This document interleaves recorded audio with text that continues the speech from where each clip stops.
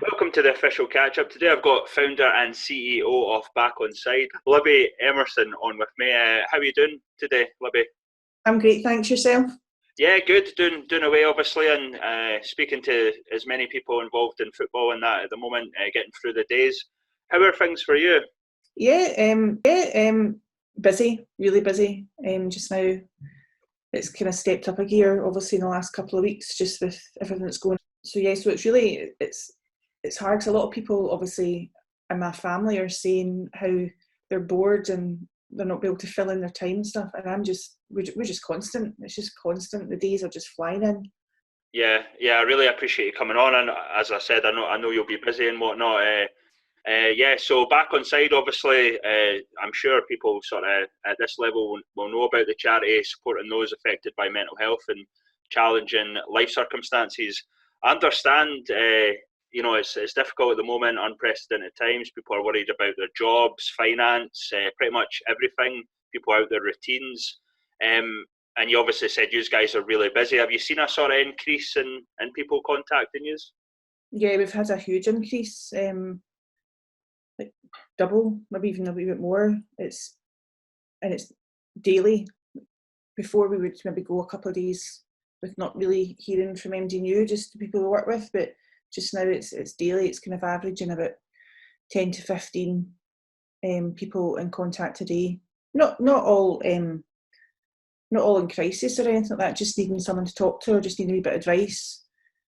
But yeah, it's really stepped up, and I actually think it's going to get even busier just as the weeks go on. I think especially after this week or after the 3 weeks, when I think people realise that this isn't going to just be a 3-week lockdown. I think it'll be a wee bit longer than that.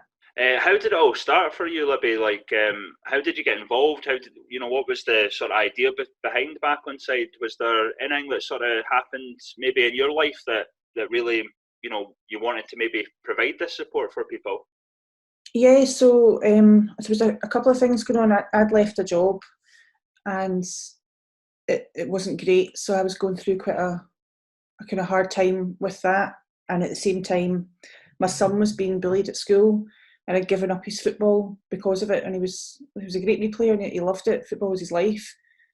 And I decided that after speaking with Barry Ferguson, that I would put together a kind of programme to go into schools and work with children that were being bullied and also children that were being the bullies, because although you get a child that's a bully, there's obviously a reason why that they're like that. Yeah. So it's to try and kind of work with schools alongside that, bring the mental health into it, how it affects mental health. And so yes, we put together a programme and we launched it at a golf day with quite a few names like John McGinn, Charlie Adam, Alex Ray, Barry, etc. And there was a huge presence of press. So it got great coverage, but then we get inundated with people looking for support and struggling. And at the time, I didn't realise just how bad my mental health was. Mm-hmm.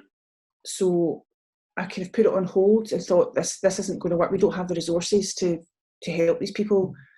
And mentally, although I didn't know at the time, but now looking back, mentally I wasn't prepared for it. So I decided that I would make it into a charity. So that obviously takes a few months. So that started the ball rolling with that. But in the meantime, I wasn't really working. Or I wasn't working actually, and things were going on with like my personal life that was taking a toll. And one Saturday night, I just was sitting at the kitchen table and decided that I was probably better off not being here for the sake of everybody, because I just felt it was a burden and nothing was going right. I was just not causing problems, that's the wrong, because I wasn't causing problems, but I just felt that I couldn't provide for my kids. I couldn't give them what they needed. And I thought if I wasn't here, that mum and dad would step in, and my sister and my brother. And it was like a light switch moment. I'd never ever considered suicide or even had dark thoughts like that before in my life, ever. And it literally was like a light switch went off, and it felt like a sense of relief that, right, I know what I'm going to do, I know how I can fix this. So I won't go into too much detail, but I went away. I kind of left letters for people and went away, and was at a point where I was just very lucky that somebody phoned me, and it was a footballer or an ex-footballer from down south. that I hadn't spoke to for a while, and I don't know why I answered the phone to him, because I hadn't spoke to him. I think there was a bit of worry for why. I wonder why he's phoning. Is there something wrong, or I don't know. It was a really, I can't really remember much about it. I just remember thinking I had to answer the phone to him, and thank goodness I did. And after speaking to him for about 15 minutes, I realised that I was about to do something. It was like another light switch went off, and I was like, "What am I doing? What was going on?" And came back home, sorted everything out, and he contacted another player up here in Scotland, an ex-player who I knew really well, and I've seen a lot, and he arranged for me to go into private counselling. He paid for it all. He took me every week for about 3 months and checked in on me daily. And without both of them, I generally wouldn't be here. And the only reason that the player called me was because he'd been watching my social media, or my Instagram in particular, for about 3 or 4 weeks. And I'd been putting up things that were really out of character for me, but not anything worrying to anybody else looking in. Does that make sense? Yeah. Because he was in the same headspace and really struggling and suicidal, he realised what was going on. And I put up this one particular thing on the Saturday night, and he just said alarm bells were ringing. He just knew that he had to phone. He'd always been wanting to phone, he said, for the 3 weeks, but something had happened or come up, and he's like, "Oh, I'll phone her tomorrow." But he just said, "I've seen this and thought, no, this isn't right. This isn't right." So that was the kind of the main link for, after speaking to him and speaking to the other player that put me into counselling, that he had struggled over the years as well. I realised just how bad it was within football. And my background and contacts are kind of within football. So I just decided that I had to, for my own sanity as well, and it does help me, I had to make this work. I didn't want anybody to be in the same position that I was in, financially or anything, just in that place thinking that you've got nowhere to turn. Now, I've got an amazing family, like absolutely amazing, that we are so close, but my pride nearly killed me, because my dad's a farmer.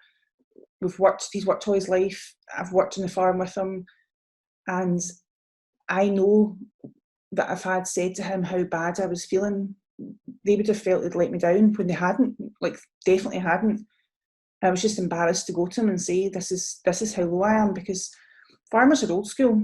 Yeah. And my dad's changed his attitude completely now, because there's a big suicide rate in farming, but you don't want to go to closest to you, because you're embarrassed and ashamed.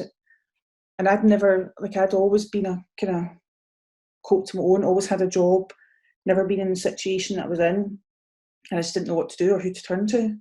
But whereas now, if I was in that situation again, like my mum and dad's, like now I would never be in that situation, because I know that I can go to them and ask them, because that's what ended up happening. My daughter ended up realising and seeing there's a big difference in me and something wasn't right, and went to my mum and dad and said, something's not right with mum. And they never asked any questions, they just said, like, can we help? So with their help and getting the counselling, it got me back on a kind of even keel, and then I just threw all my time and effort into making Back Onside work. And it's sad, because the amount of people that we support and put through, not just footballers, I mean some ex-players, etc., that literally in the same situation as me, because something's happened in their life or they've fallen on hard times through no reason of their own, and without us paying for counselling, they would never be able to afford it. Yeah. And it's really sad. So we basically don't charge anything for counselling. We cover the costs completely. It doesn't matter how much money you've got or how little money you've got, because it's at that point, if you're that bad and you need to seek help, the last thing you want to worry about is how you're going to pay for it, or how much it's going to cost, or when do we need to pay you. So that worry gets completely taken away. And further down the line, if we've helped somebody and they want to help us or pay the favour back, then great. But if not, I mean, it's not about that. It's about keeping people here and making them feel that if they feel like me and they're too embarrassed to speak to their family or friends, that there's another route that they're not going to be judged and they can come to. And then what happens normally is that once we get through the kind of period to get their heads in the right space, they'll go and speak to their family and friends, and they'll come out and talk about it. But at that time, when you're feeling so rubbish and like a burden, the last thing you want to do is go and tell somebody that's really close to you how you're feeling. Yeah. So yeah, that's kind of where it started, and it's grown arms and legs since then, really. Yeah. I really appreciate you telling us that story, obviously, Libby, and yeah, I'm sorry you had to go through that, but I'm glad that, you know, some good came out of it. Obviously, Back Onside, as you mentioned, has done fantastic work. I've been I've known about you for about, I think, a year or so. We've obviously give you a few shout outs. We've shared stories. We spoke to, obviously, Callum, who's one of your ambassadors a few days ago and whatnot. But is it harder for you know, I wouldn't say is it, maybe not for footballers, but is there you know, you mentioned obviously it was difficult to talk to your families. Is it harder for footballers maybe to come out? Obviously, we've seen the likes of David Cox, who I know sort of works beside you. You know, he's unfortunately got a wee bit of grief for coming out and telling his story.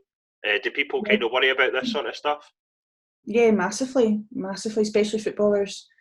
Just because they're in the limelight, they're kind of on our tellies every week and can't even go out shopping, some of them, and they're getting recognised. So to then come out and be vulnerable and say that they're struggling, or that they're feeling suicidal or whatever, it is just an added pressure that they don't need. They really don't. And they've got the worry as well that if they were to come out and say they were struggling with their mental health, that they would, like their physical health, if they broke their ankle, they would be taken off and they wouldn't be playing. So they've got that worry that if they said that they're mentally not struggling, would the manager take them off for thinking that they're doing the right thing by looking after them? Yeah. When actually that's the best place for them to be, is on the pitch for that 90 minutes where they can forget everything. Yeah. And it is, and when you see people like David's our patron, and he very bravely came out and spoke and has done several things with us as well. And I've been at games and listened to the abuse that he gets for it, and it's horrific, and it's not nice. I mean, yeah, footballers will take abuse for that 90 minutes, but don't make it personal. Don't bring in your health or your family or your colour or etc. It's just not right. And when other players see that happening to players, they'll not open up. They'll never open up. And you wouldn't do that. Like, these people that are shouting this wouldn't do that to their own family or friends if they were going through mental health issues. David's brilliant. He keeps going. He keeps talking about it, where a lot of people would probably just clamp down and not say anything. But he's very passionate about it, and hopefully one day, if the more people that come forward and the more people that talk about it, it will become normal, and they'll move on to something else and give him grief about his playing even rather than his mental health. Not that I'm saying he's a bad player, he's a very good player. I didn't mean that, David, I'm sorry. But you know what I mean, they're picking something else that's not as personal. But yeah, it's not good, and that really does put players off. But we worked with some people that the players won't even follow us on Twitter in case somebody sees that they're following us and thinks that they've got struggles. And that's really sad. I mean, it doesn't bother us, but they'll always say, like, I'm not following you because I just don't want anybody to think that maybe I'm struggling. Because that's just where their mindset is. They know they're struggling, they know they're getting help. But actually nobody would really notice if they were following a mental health charity or not. But that's how worried they are that it gets out, which is sad. It is, it totally is. And I know a few boys, even this season, some of the younger guys that have needed a break from football. They've been putting pressure on themselves. They've been, I think, struggling a wee bit mentally. And the thing is, it's not, it's indiscriminate. I think it affects everyone in terms of mental health. As you mentioned, obviously, situational circumstance. We all go through bad periods if we've lost our job, or I mean, even currently, right now, I think everyone's in the same boat. Or most people, we're stuck in the house and we're not speaking maybe to friends and family, or in contact with them in a lot of ways. It's tough. It really is tough. And the thing is, the people that are struggling, like before this, they are finding, and what we're finding, people are telling us, is that usually they'd have a support network they could maybe reach out to, like their partners or their mums or dads or their teammate. But just now, everybody is in the same boat, so they are feeling that they can't then reach out to that normal support network and ask for help or say how they're feeling, because everybody's kind of feeling like that. So that's why I think we're a lot busier, because now they're reaching out to us, which is great that they're actually reaching out and speaking to people, but that's a big problem just now, because everybody's in the same boat. So these people that are struggling don't know where to turn. So thankfully, hopefully everybody that is in that situation will come, not just to us, but any other mental health charity or Samaritans or something will reach out rather than do anything that's silly. How did you how do we look for these warning signs in people, Libby? Is there any one thing that we should look for? Well, it's hard just now because obviously we're all behind closed doors, so we're not seeing each other. Because usually I would say it'd be things like, if you've got a group chat, for instance, a team, you've got a WhatsApp chat, and you've got that loud person, if they go quiet, or if the quiet person becomes really loud, or just a bit withdrawn, maybe not going to nights out, just changing in the changing room, not the usual kind of bubbly self, being a bit more erratic or a bit more snappy. There's just a gut feeling. You just get it, and when you get a hunch about somebody, we speak to a lot of people and they say, oh, we don't want to ask them. If we ask them once and they've said they're fine. But if you think that you generally know somebody and you think there's something wrong, and you've got to ask them about 3 or 4 times, because eventually they will say, do you know what, yeah. Because then they've got that wee bit of trust, because they think, well, that person actually cares about me, that they keep asking me. But if you say to somebody, are you sure you're okay? And they're like, oh, yeah, I'm fine. Don't leave it at that. Like, don't just, if your gut's saying, no, he's changed or she's changed, just go with your gut and keep on at them, because you will probably save a life. We spoke to a club that a few of the boys were friends with a boxer, and he took his own life. And one of the boys was really beating himself up because he'd said to him a couple of days before it, are you okay? And he said, yeah, I'm fine. And he took his word for it. I mean, that's not his fault, but he says now, I just wish I'd asked him again.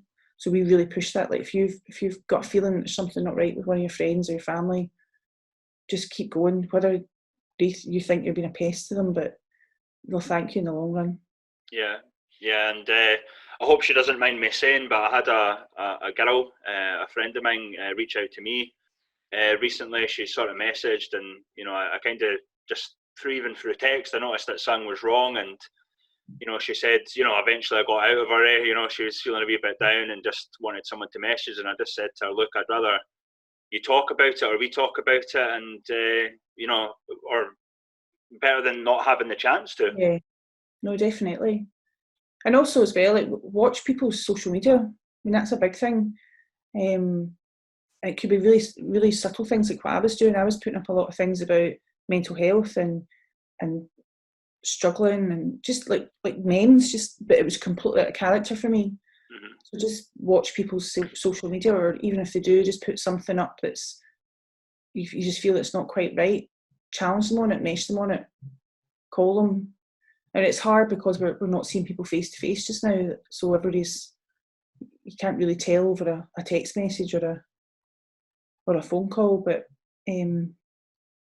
just keep pushing away if you think there's something not quite right. I don't like the word advice, because obviously you guys, the majority of the time it's better to listen to people, but is there anything people can do maybe to help themselves, maybe just reach out to people, go for walks? I know that's limited as well at the moment, but it's about keeping a routine. And even if you didn't really have a routine before, just now get one, make one while you're locked indoor. And it's just basic things like getting up setting your alarm in the morning and doing the whole getting up at the usual time, making your bed, going for a shower, going out a walk, writing a to-do list, even if it's something as silly as like finishing a box set off. But like, keep yourself in a really good routine, and keep your space that you're living in and you're working in. If you're working from home and you're lucky enough to have a wee space, keep it tidy. If you've got a tidy space, a tidy house, you've got a tidy head, if that makes sense. Yeah. Also take this time to learn something new. There's loads of like free online courses just now running, so like maybe set yourself a challenge that you're going to do something like that and get some certificates. You maybe never use them, but again, it's passing the time. And yeah, keep that chat going. If you're not seeing your teammates or your friends, still chat, just phone or WhatsApp, but try and do more phone calls or more video calls rather than text messages. And it's a bit more personal, and you can tell by somebody's voice how they're feeling as well, if they're feeling up or down. Or because the thing is, just now, this is the big thing. Everybody has mental health. Yeah. Not everybody has a mental illness. It's two separate things, but everybody has mental health. Everybody has physical health. You have to look after both. So you do, like, if you just now, everybody's mental health is going to be struggling, and anybody that says it's not, I don't believe that, because everybody is going to have a bit of cabin fever at some point and feel a wee bit down and want to get out, or missing their family, missing their friends. So just be aware that everybody has mental health. So we all have to look after it, and it is doing silly things like make sure you get up and get dressed rather than kick about in your PJs all day. Yeah. So yeah, just wee things. And if you are struggling, if you generally are thinking that you've tried all that and you're still feeling rubbish, pick up the phone to us. Yeah. I mean, send us a text message or WhatsApp. You can go onto our website now. We've got a temporary website up because we're completely redoing the website. But we've put up a temporary website just because of what's going on. And there's actually you just click a button that says, how can I help? And it just takes you straight to our WhatsApp. So you don't even have to worry about phoning or speaking to anyone on the phone. You can start that initial kind of contact, and it's there 24/7. So don't be struggling on your own and thinking that there's no one to reach out to when there is. There's lots, and there's other charities as well, I'm sure, that are available to help. Yeah. So don't be doing it on your own. I'll leave all the links and stuff obviously in the description when this goes out, Libby, a wee bit later. But how can we help you? How can people get involved? Maybe even if it's just by donations or whatnot to you. Yeah, obviously just now we are all our funding relies completely on fundraising events or donations. We don't get any government funding or grant funding or anything. So we were at crisis point a couple of weeks ago where by the end of March we were going to be closed, because before this all happened we had about an average of 40 people in one-to-one professional counselling, and they were kind of, some were at the beginning, some were halfway through, some were near the end. But when someone comes in for counselling with us, it's a 3-month course. So we had people, and we were at a point where I was like, what we're going to do, we can't stop people's course halfway through. So our counsellor's amazing. She's really, she's going above and beyond just now with me to help make sure that we're seeing and speaking to everybody, not seeing everybody, because not everybody needs one-to-one support, but even just helping with the phone lines or text messages, she's doing that as well with me. But we put out an appeal, and it's something that, I don't know if you've noticed, we don't really publicise who we are or what we do, purely because it's so private, and some of the people we work with, it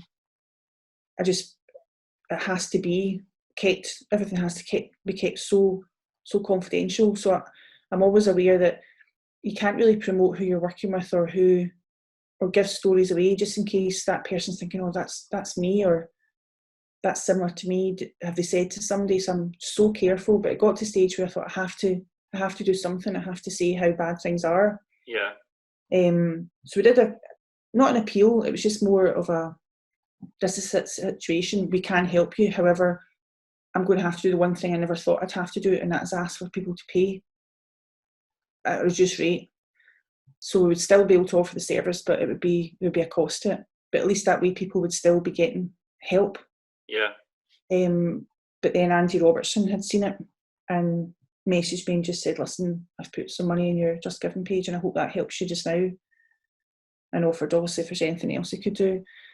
So that was like a lifesaver, and it kind of made up like a few other people look and make a few donations. So we have got, the thing is though, we still have to keep the money coming in, because although these are great donations, the amount of people we're seeing, and it's only going to get busier, that it won't last long.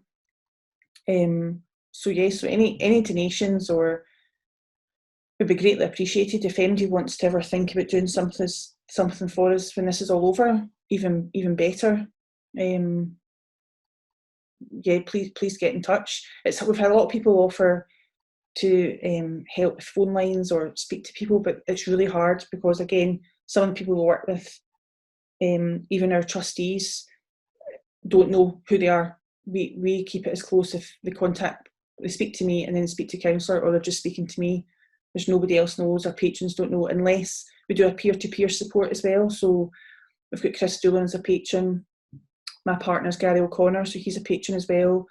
We work with Danny Swanson, James Keatons. There's loads of people that have offered that if a player's struggling and missing that kind of football environment or the football changing room, they'll, like Gary or somebody, is more than happy to speak to them, and it keeps that kind of understanding of what a football changing room's like, because I don't have a clue what that's like. So I don't really want to either. But so they're able to kind of have that banter with them and just feel a bit better. So we always give any player that comes to us that's maybe struggling, we can say, we've got X, Y, and Z that are more than happy to speak to you. We would never tell them until they said yes. So we did it once recently with a Christian Nadi, and a player who Christian's obviously been quite open about his mental health. Yeah. And another player had said to him, look, Christian's had the same kind of situation. Do you want to have a chat with him? And he's like, I didn't even know. Yeah, that'd be great. And that really helped that person, and they don't need to come to us anymore, which is good. They've got that kind of link now with Christian. So things like that's another kind of unique, I wouldn't say it's a service, but that we have the contacts to make that work. But yeah, just on our website, there's a donate button. You can just donate to Just Giving. So anything is greatly appreciated, no matter how small. Just now, we're such a charity that relies on donations that anything at all is greatly appreciated. Yeah, brilliant, Libby. I really appreciate you coming on. I know you'll be busy throughout the day, so we'll leave it there. But you're welcome anytime, and I can't speak highly enough of the work you guys do. And I'll maybe have a wee chat with you once this is over, and we can maybe arrange something. I know a few other guys had charity games and whatnot, but if we can maybe do something for you on our end as well, I would love to be involved. Yeah. Fantastic. Yeah, that's great. Thank you very much. I'll leave it at that, Libby. Thanks for coming on, and obviously, as I said, I appreciate all your work and everyone at Back Onside, and stay safe, and hopefully we'll speak soon. Yeah, you too. Stay safe.